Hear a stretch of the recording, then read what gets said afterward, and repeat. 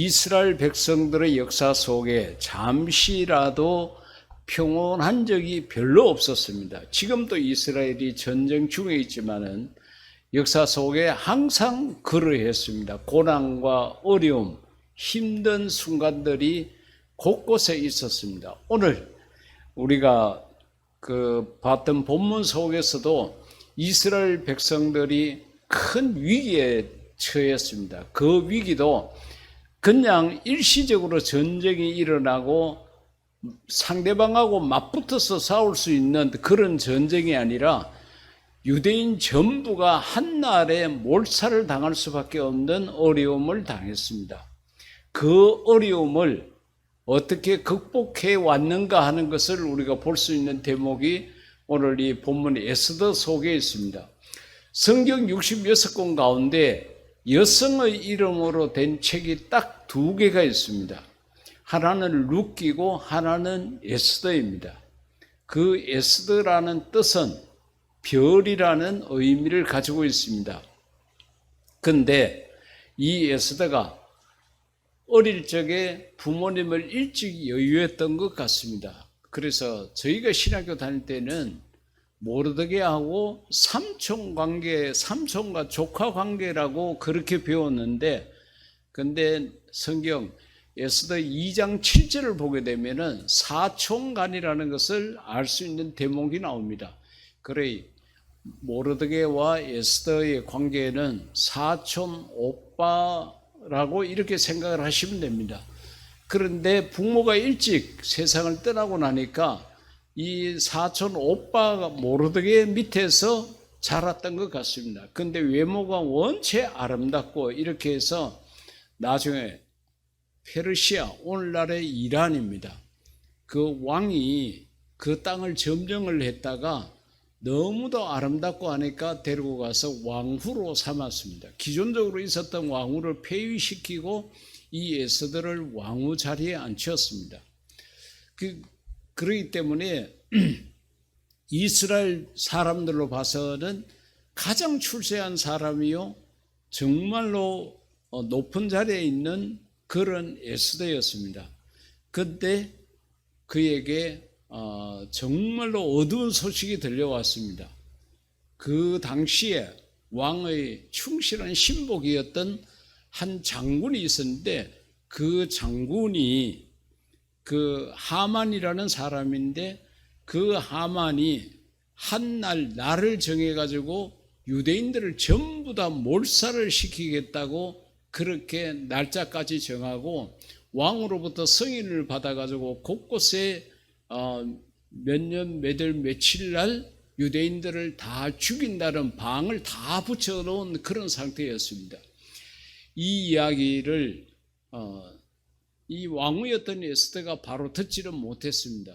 근데 그의 사촌 오빠가 이 사실을 알고 그냥 성전 문 앞에 있었는데 일상 평상복을 벗고 조복을 입었습니다. 너무 슬프고 괴롭고 힘들 때에 이스라엘 백성들이 입는 옷입니다.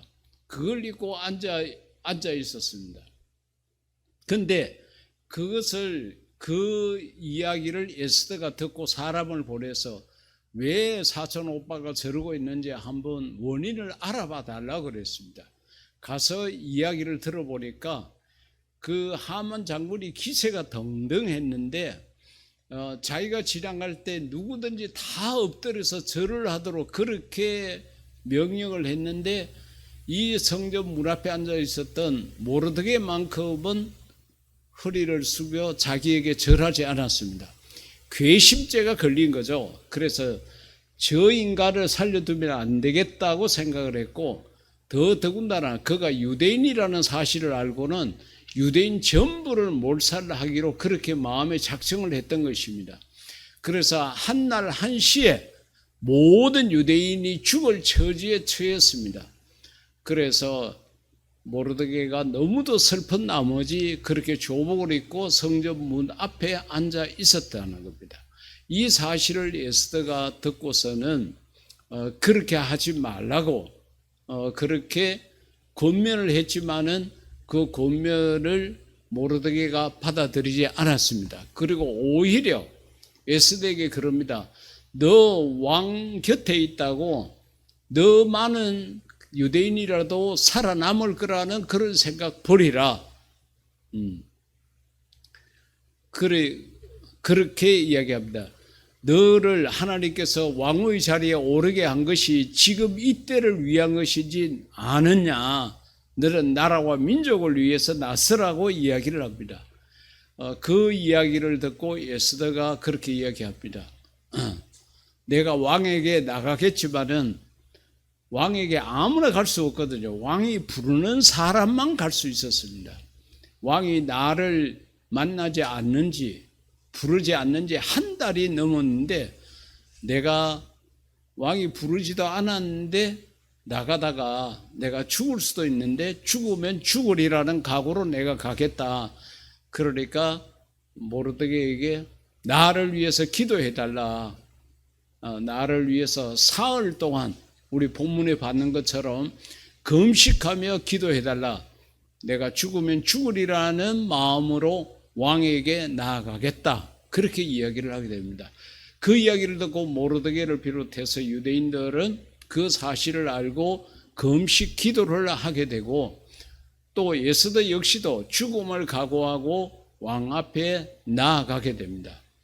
그런데 그 기도로 말미암아 어떤 일이 벌어지게 됐느냐, 여러 가지 상황의 변화가 있었는데 제일 먼저는 5장 2절 가운데 보면은 왕후 에스더가 뜰에 선 것을 본 적 매우 사랑스러움으로 손에 잡았던 검규를 그에게 내미니 에스더가 가까이 가서 검규 끝을 만진지라 그같이 이야기했습니다. 왕의 손에는 조그만하게 30에서 50cm 정도 되는 막대기처럼 생긴 것이 있는데 그 끝자락에는 금으로 만든 천처럼 생긴 것이 그곳에 있습니다. 그래서 왕은 항상 그것을 갖고 사인을 보내고 이렇게 하는데, 근데 에스더가 왕의 부름을 받지 않았는데 왕 앞에 나타났습니다. 다른 사람들 같으면 벌써 잡혀가서 죽었을 것입니다.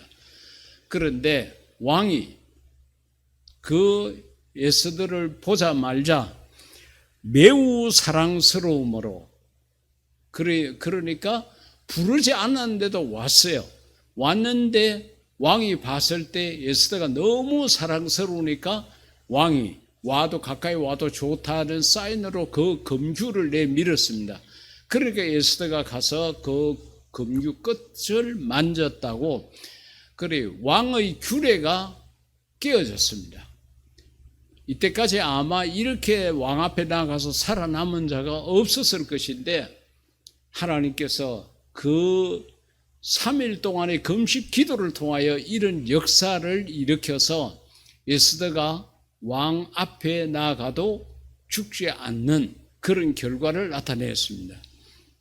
그것만 그렇게 한 것이 아니라 5장 3절 가운데 보면은 왕이 에스더에게 이야기를 합니다. 그대의 소원이 무엇이냐고 묻습니다. 왕이 너 내가 부르지 않는데 왜 왔어? 이렇게 질책을 할 만한데 그게 아니라 그대의 소원이 무엇이냐. 분명히 에스더의 마음속에 무엇인가 바라고 원하는 것이 있다고 왕이 생각을 한 거예요. 이런 생각은 하나님이 주신 마음이 아니면 그렇게 할 수가 없습니다. 하나님께서 왕의 마음을 움직여가지고 그랬습니다. 그러면서 왕이 하는 이야기가 나라의 절반이라도 너가 달라고 그러면 주겠다고까지 이야기를 합니다. 여러분, 왕이라는 것은 많은 백성들, 넓은 땅덩어리가 재산입니다. 한 뼘의 땅을 더 차지하기 위해서 백성을 전쟁터로 내보내고 하는 것이 왕이 하는 일입니다. 그런데 그 땅의 절반을 잘라서 주겠다는 것은, 이것은 어느 정도 선의를 베푸는 것이 아닙니다. 왕이 그만치 그 에스더를 향해서 모든 마음을 다 열고 바라고 원하고 희망하는 대로 주겠다는 뜻을 나타낸 것입니다. 이것은 하나님이 주신 마음이 아니면은 왕이 절대로 그렇게 할 수가 없습니다. 그래서 왕의 마음에 엄청난 변화가 있게 되었습니다. 그 다음에 4절과 8절 말씀 가운데 보면은 4절에 에스더가 이르되 그 이야기를 듣고 왕이여 우리 민족이 죽게 되었는데 살려주십시오. 단번에 이렇게 말한 것이 아니라 아주 에스더가 지혜롭게 이야기를 합니다. 뭐라고 그런가 하면은 오늘 내가 왕을 위하여 잔치를 베풀어 사오니 왕이 좋게 여기시거든 하만과 함께 오소서. 하만이라는 사람은 그 유대인들을 다 죽이기로 마음에 작정했던 바로 그 장군입니다. 그 왕으로 봐서는 신복 부하죠. 믿을 만한 부하였습니다.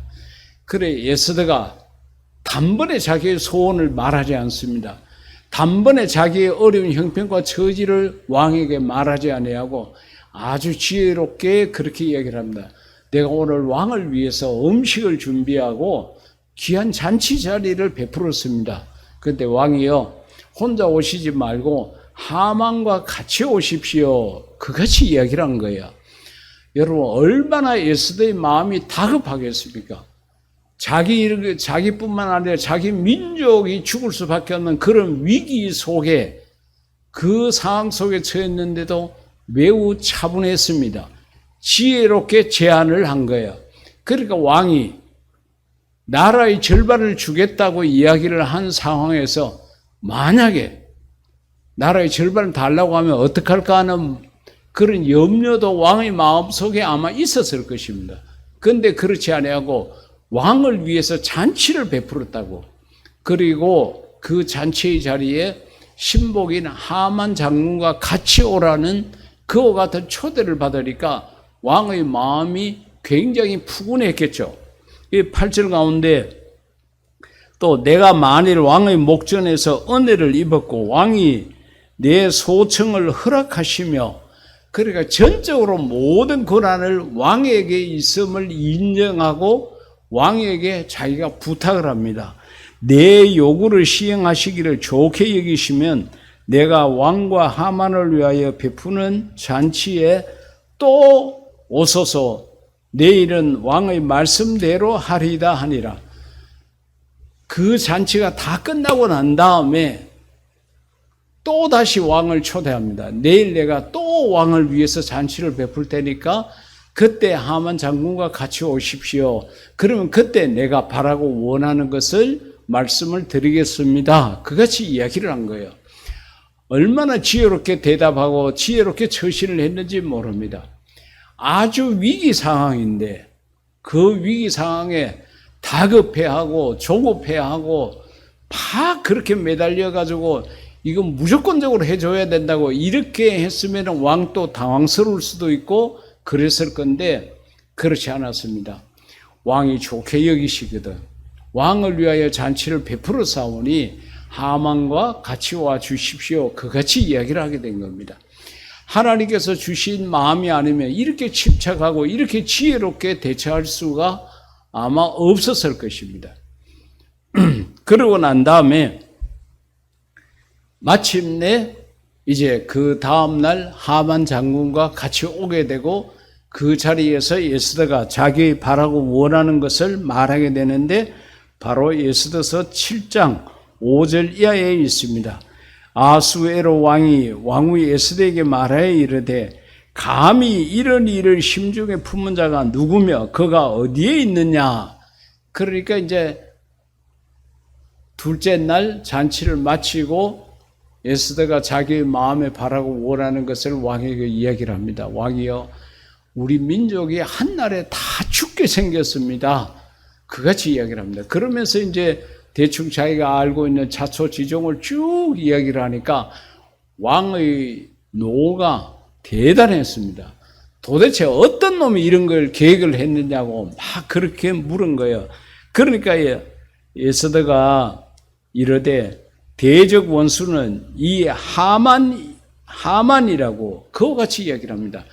왕과 같이 왔던 하만이 바로 그런 짓을 했다고 그같이 이야기를 합니다.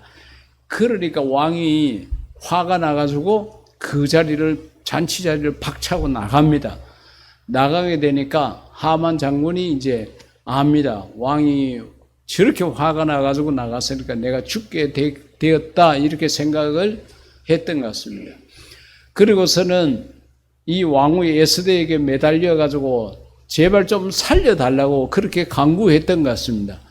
왕이 화가 나서 나갔다가 다시 들어와서 보니까 그 하만 장군이 왕후를 붙잡고 그렇게 하니까 왕후를 겁탈하려고 그렇게 하는 모양이라고 생각을 했습니다. 왕은 더 화가 나가지고 바깥에 있는 신복들을 불러가지고 하만을 데리고 나가도록 했습니다. 머리에 눈을 보이지 않게 보자기 같은 걸로 덮어 씌우고 하만을 끌고 나갔습니다. 그때 이제 그 옆에 있는 신하 중에 하나가 왕이시여, 하만이 지금 저 모르드게를 죽이려고 자기 집에 1m 50 정도 되는 그 틀을, 사형 틀을 자기 집 마당에 세웠습니다. 그같이 이야기를 합니다. 그러니까 왕이 거기에다가 하만을 매달으라고 그럽니다. 그래서 결국은 하만은 죽게 되고 이스라엘 백성들은 계획했던 대로, 예정했던 대로 죽은 것이 아니라 다 구원을 받는 그런 민족적 구원의 역사가 일어나게 되었습니다. 여러분 생각을 해보십시오. 그 유대인 전부가 다 죽게 생겼는데 기도가 상황을 바꾸었습니다. 죽을 자가 살고 살 자가 죽게 된 것입니다. 기도라는 것은 우리가 경험상으로도 많이 알고 있지만은 우리가 지금까지 신앙생활을 하면서 기도가 답이다. 기도 외에는 다른 것이 없구나. 기도하니까 되구나 하는 것을 크고 작은 일들 속에서 우리가 경험해 왔지 않습니까? 우리가 이렇게 지금 이제 우리 교회적으로 조금 전에 장로님 광고하신 것처럼 부산에 있는 게스트하우스가 이제 집 주인의 사정으로 말미암아 이제 내년 지금 계시는 선교사님, 지난주에 오셨던 선교사님이 내년 5월달까지 계시는데 선교사님이 이제 나가시게 되면은 더 이상 게스트하우스로 운영을 하지 못하게 됩니다. 그런데 우리 교회로 봐서도 그렇고 선교사님들로 봐서는 반드시 게스트하우스가 필요합니다. 그래서 우리는 이 일을 위해서 필요는 하고 우리가 가진 것은 없고 그러니까 우리가 해야 될 것은 기도밖에 없다는 겁니다. 사랑하는 성도 여러분, 여러분들이 받으신 그 기도 제목을 가지고 특별히 시간을 내어서 기도하시라는 건 아닙니다. 식사 기도 시간에 여러분들이 하루에 한 번을 식사 기도하든 3번을 하시든 간에 식사 기도하실 때에 여러분들이 받으신 기도 제목을 기억해 주십시오. 그러면 여러분들의 기도를 들으신 하나님께서 역사하실 줄로 믿습니다. 왜냐하면 우리 잘 먹고 잘 살려고 하는 게 아니잖아요. 하나님을 위한 것입니다. 그 게스트하우스 외에 여러 가지 모든 기도 제목도 똑같습니다. 우리가 할 수 있는 것은 기도입니다. 기도가 역사를 일으키고 기도가 변화를 일으키고 기도가 기적을 일으킵니다. 어떤 목사님께서 그런 말씀들을 많이 한국교회에 하고 다니신 적이 있습니다. 기도는 만사를 변화시킨다. 김가화 목사님이라는 감리교회의 목사님인데 미국에 오랫동안 계시다가 우리 한국교회에 오셔서 기도에 대한 많은 말씀들을 전하시고 기도에 관한 집회도 많이 하셨는데 그 목사님 늘 하시는 말씀이 기도는 만사를 변화시킨다 그랬는데 오늘 이 에스더의 경우를 보더라도 그렇습니다. 이 사람들이 사흘 동안 금식하고 하나님 앞에 기도하니까 하나님께서 유대인들의 역사를 이어지게 하고 그 모든 백성을 지켜주셨다는 거예요. 그 하나님이 저와 여러분이 믿는 하나님이고 오늘 우리의 예배를 받으시는 하나님인 줄 믿습니다. 마음에 의심하시지 말고 여러분들이 받으신 그 기도 제목을 가지고 기도해 주십시오. 식사 기도 때에 그 제목을 기억을 해 주십시오. 그래서 저 지난주에 이재수 목사님께서 기도에 관한 말씀을 주신 것처럼 기도 합주입니다. 우리가 음악의 합주를 여러 가지 악기를 갖고 동시에 서로 화음을 맞춰서 아름다운 선율을 나타내는 것처럼 우리 각자가 받은 기도 제목을 가지고 우리가 식사 때마다 기도하고 또 이렇게 주일날 모였을 때도 우리가 기도 합주하는 시간을 가질 겁니다. 이런 시간들을 통해서 우리의 기도를 통하여서 새로운 선교 역사 또 우리 교회가 더욱 선교에 쓰임받는 그런 역사가 일어나고 기도하시는 여러분의 가정, 여러분의 일터, 여러분의 자녀, 여러분들의 기도 제목 위에도 하나님 은혜가 있기를 주의 이름으로 축복합니다.